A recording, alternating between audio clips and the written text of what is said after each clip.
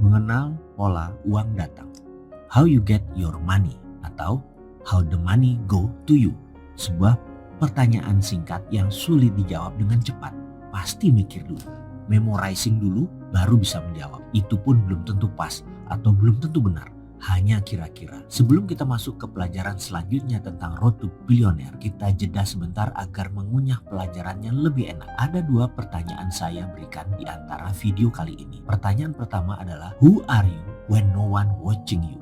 Atau siapakah kamu sebenarnya ketika tidak ada orang yang memperhatikan Anda? Pertanyaan kedua adalah, what holding you back? Apa yang menghalangi Anda selama ini sehingga Anda belum sukses? Dua pertanyaan ini sederhana, banyak yang melewatkan karena sulit akal pikiran kita menjawabnya. Karena ini bukan pertanyaan untuk pikiran atas sadar atau conscious mind. Ini pertanyaan pikiran subconscious. Kalau Anda ambil masa atau ambil waktu, fahami pertanyaan ini sekali lagi dan mulai renungkan. Jangan jawab pakai atas sadar pikirannya. Endapkan sedalam-dalamnya. Percaya saya, Anda bisa menitikkan air mata jika sahabat faham maksud saya. Sekali lagi coba renungkan. Apa yang menghalangi Anda selama ini sehingga Anda tidak bisa take off, tidak bisa berjaya, tidak bisa berkelimpahan, karir tidak lancar, mengapa jalan di tempat?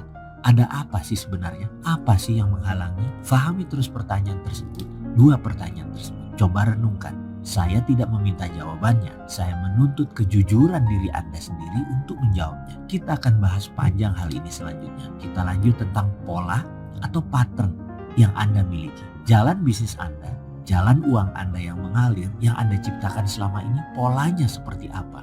Mengetahui bagaimana Anda mendapatkan uang selama ini penting. Ya, sangat penting karena itulah cara kita mengenal pola uang bekerja ke arah kita selama ini. Kunci pertanyaan yang harus dijawab adalah kata bagaimana atau how. Kita ulangi lagi pertanyaan di awal. How you get your money atau how the money goes to you. Maka Anda akan menemukan banyak jawaban ketika Anda berfokus menjawab pertanyaan ini yang di awal. Yaitu misalnya Anda menjawab dengan bekerja, dengan pinjaman, dengan kartu kredit, dengan berbisnis, dengan pemberian orang tua, dengan pemberian pasangan hidup Anda.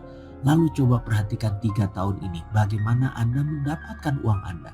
Coba catat baik-baik, ditulis sebanyak-banyaknya. Kira-kira sudah terbayang bagaimana uang datang ke Anda dalam 3 tahun terakhir? Kalau sudah, maka itulah pola Anda selama ini.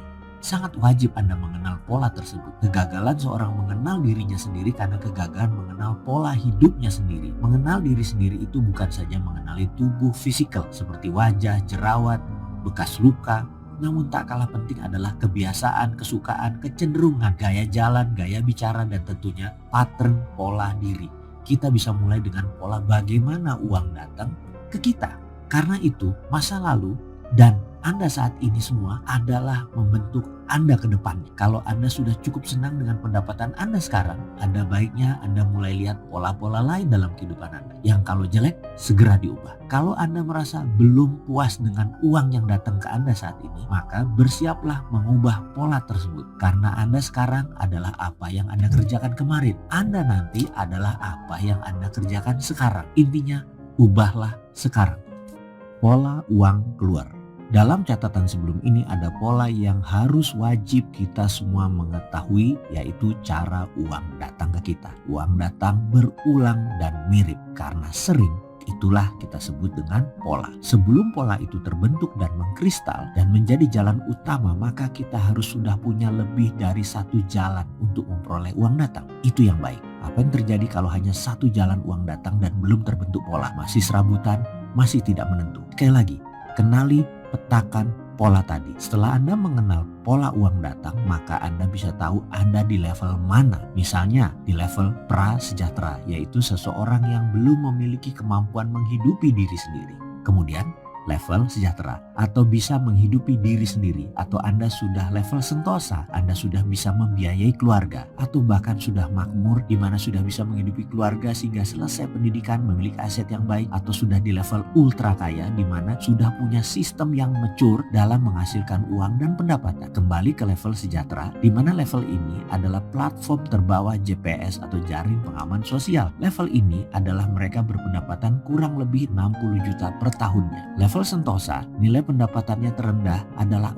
4 kali level Sejahtera atau 240 juta rupiah per tahunnya. Karena level ini mereka bisa menghidupi dirinya dan keluarganya dengan layak. Saat ini level terbanyak dalam populasi di Indonesia adalah di level Sejahtera dan Sentosa. Mungkin lebih dari 70% populasi hidup di level ini. Kembali ke pola dasar, pattern uang datang. Mengenai hal ini akan memudahkan Anda melipat gandakan pendapatan Anda atau Anda menjadi tahu sumber Anda sehingga ingin buat jalan baru untuk uang datang sehingga Anda menjadi memiliki multi streaming of income. Saya belum tahu pola Anda sehingga Anda belum bisa saya bantu lebih jauh. Tapi kalau kita jumpa darat pasti kita bantu. Diskusinya apa? Atau pelajarannya apa? Bagaimana menjadi Sentosa dalam waktu kurang dari 1 tahun, dan kalau Anda sudah Sentosa bagaimana menjadi ultra kaya dalam waktu 1 tahun. Kita lanjut lagi sesuai judul video kali ini. Kenalkah pola lain dari uang Anda? Seperti video sebelum ini, sekilas menjelaskan masalah pola bagaimana uang datang. Jawabannya bisa macam-macam. Uang datang dengan bekerja, dengan berkarya, dari warisan diberikan orang tua, dengan meminta sana sini, dan banyak cara lainnya. Pastinya setiap orang punya cara masing-masing sesuai dengan karakter sifat alami diri masing-masing. Oke, kita simpan sebuah kata kunci. Uang datang sesuai karakter sifat alami manusianya itu sendiri. Kita simpan buat dibahas selanjutnya. Dan sekarang kembali ke pola. Sekarang perhatikan pola uang keluar dari Anda. Untuk apa saja uang keluar tersebut? Sudah diperhatikan? Sudah dilihatkan? Coba perhatikan 10 tahun atau 5 tahun terakhir ini, kemana saja Anda memanfaatkan uang Anda? Dipakai apa saja uang tersebut keluar dari dompet Anda?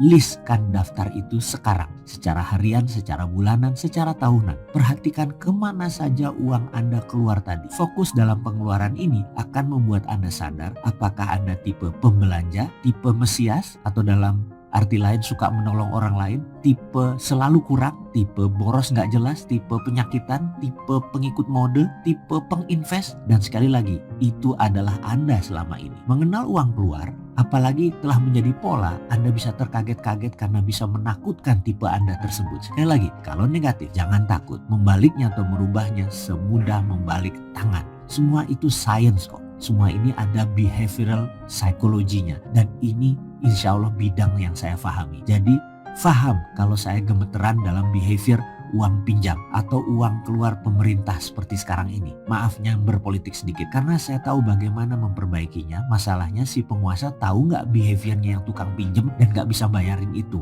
Oke, kita balik ke masalah kita deh. Nggak usah ngurusin negara lain atau nggak usah ngurusin pemerintah. Tanpa Anda mengenal pola Anda tidak tahu servo uang keluar Anda. Tanpa Anda tahu kebiasaan servo tadi, Anda akan sulit menjadi baru. Sekali lagi, ini penting kalau Anda merasa diri Anda boros atau Anda merasa heran dengan teman Anda yang kira-kira uang masuk sama tapi kehidupannya lebih stylish, lebih up to fashion, rumahnya lebih besar, pola hidupnya lebih sehat, olahraga, banyak ketawa. Anda tahu sekali pendapatan income Anda berdua kurang lebih sama, tetapi pemanfaatan uangnya pasti berbeda. Jadi penting untuk mengenal pola uang keluar dari Anda. Dari sana kita bisa tahu siapa dan mengapa orang itu sukses. Sekali lagi, bukan saja bagaimana uang datang ke Anda itu penting, tetapi bagaimana Anda memanfaatkannya tak kalah penting. Nature versus nurture. Ayah, ini orang kaya kenapa seleranya aneh-aneh banget? Itu adalah komentar Fatur di minggu sore kemarin ketika mobil kami disusul oleh sebuah Maserati berwarna ungu bunglon. Sekilas ungu, sekilas hijau. Gak jelas deh warnanya, kesannya norak pastinya. Mobil berharga 9 digit dengan selera warna-warni seperti ini kesannya gak nyambung, sehingga wajar Fatur berkomentar seperti itu. Belum selesai sampai di situ karena tak lama mobil kami disusul lagi oleh mobil Porsche Cabriolet warna abu-abu monyet. Kali ini warnanya oke, hanya dengan Cabriolet open cup tersebut yang mengendarai seorang paruhbaya pakai baju kotak-kotak kayak checker flag dan topi baret dimiringkan. Saya melihatnya tersentak karena sore itu mataharinya panas membara. Dia buka kap mobil dan bagi orang paruhbaya begini jalan ngebut sore-sore matahari terik kayak gini kelihatannya nggak pas. Ini menurut saya. Sekarang saya yang komentar. Mas Fatur, gaya hidup hedonis, pamer barang mewah memang enak dilakukan orang-orang waktu muda. Kalau sudah agak tua atau sudah tua baru hedonis, pamer harta dan materialis, dilihatnya nggak enak. Belum lagi nanti ketika pulang naik mobil keren Porsche Cabriolet sampai rumah badannya bau balsem karena masuk angin terus dikerokin. Saya pun tergelak berdua dengan Fatur dan dalam hati saya minta maaf kepada orang yang saya omongin tersebut. Jujur, saya nggak tahan untuk nggak nyeletuk komentar. Bayangin aja, Ada ex pejabat umur 60 tahunan jalan di hari Minggu pakai Harley Davidson. Rasanya begitu sampai rumah gak lama badannya ditempel koyo cabe semua, masuk angin. Itu celutukan saya berikutnya ke Fatur, yang dibalas sama Fatur. Ah ayah ini jangan-jangan ayah ini sirik, pengennya juga pakai kabriolet pamer-pamer terus dilihat orang, dikomentarin orang, jadi seru kan? Dilihatnya nggak enak, iya kan ya, kata Fatur sambil ngakak, ngetawain saya sekarang. Yang dilanjutkan dengan kalimat, ya kita berhenti sebentar ke warung yuk. Ngapain Tur? Saya tanya balik. Beli koyo cabe ya. Terus ditulis iri, sirik, terus taruh di jidat ayah supaya sadar rasanya tuh panas banget. Kami berdua ngakak dengan komentar tersebut. Enggak lah Tur, ngapain sirikin orang yang punya kabriolet? Karena punya kabriolet bukan selera ayah. Dan tahu nggak mas, sirik sama materi itu jelek-jelek masuk kategori prosperity conscious alias kesadaran kaya. Itu adalah cara saya membela diri, mencari pembenaran. Fatur mantuk-mantuk kepalanya dan berkata, ya selera orang kaya itu aneh-aneh banget ya. Fatur bicara gak serius dan menurunkan nada bicaranya. Saya jawab, enggak mas Fatur, bukan selera mereka aneh. Mereka memang aneh dari awal, mereka memang beda atau aneh. Karena itu mereka kaya, bukan karena kaya mereka aneh. Karena aneh mereka jadi kaya. Kalau mereka biasa-biasa saja, mereka masuk kelompok orang kebanyakan. Ya jadinya jadi orang biasa juga. Pemikirannya pasti nyeleneh, pasti out of the box. Itu erat hubungannya dengan perilaku masa pertumbuhan, yaitu waktu umur 1-12 tahun. Masa itu kalau dididik dengan banyak dilarang, orang tuanya banyak ngatur, harus seperti yang lain, mengikuti pemahaman kebanyakan, ya jadinya seperti orang kebanyakan, jadi orang rata-rata. Ini adalah berita yang tidak menyenangkan. Ternyata sukses itu karena dua hal, cetakan dari kecil atau keadaan ketika tumbuh kembang. Saya pun bercerita tentang sahabat saya, seorang anak yatim karena ayahnya pelaut meninggalkan dirinya dan ibunya sejak usia 2 tahun. Ibunya orang Thailand dan harus hidup keras di Surabaya. Suatu hari dia dapat beasiswa di sebuah kampus di Surabaya. Dia pun tinggal di asrama kampus, di mana setiap malam sang ibu menyelinap masuk tidur dengannya. Ibunya tidur di kasur, dia tidur beralas tikar. Ketika pagi sang ibu menyelinap pergi berdagang dan sang anak kuliah, hingga petang lagi ibunya masuk menyelinap untuk tidur. Mereka saking miskinnya tidak punya apa-apa. Namun kurang dari 10 tahun kemudian dia merupakan pengusaha yang sukses. Saya pun bertanya kepadanya apa resep suksesnya. Dia berkata dengan lugas, "Mas, bisa dibayangkan keadaan saya tiap malam melihat ibu berjuang untuk menyambung hidup dan harus menyelinap seperti pencuri hanya untuk tidur malam. Maka di kepala saya dan di hati saya cuma satu hal, saya harus kaya dan ibu tidak boleh menderita. Otak saya tidak ada pikiran yang lain.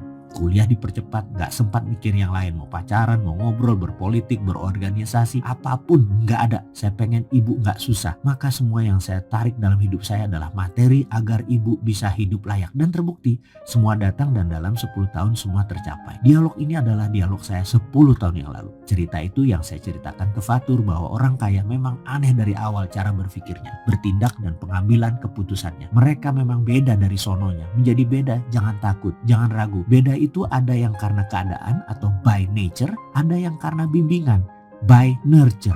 Jadi hargai perbedaan.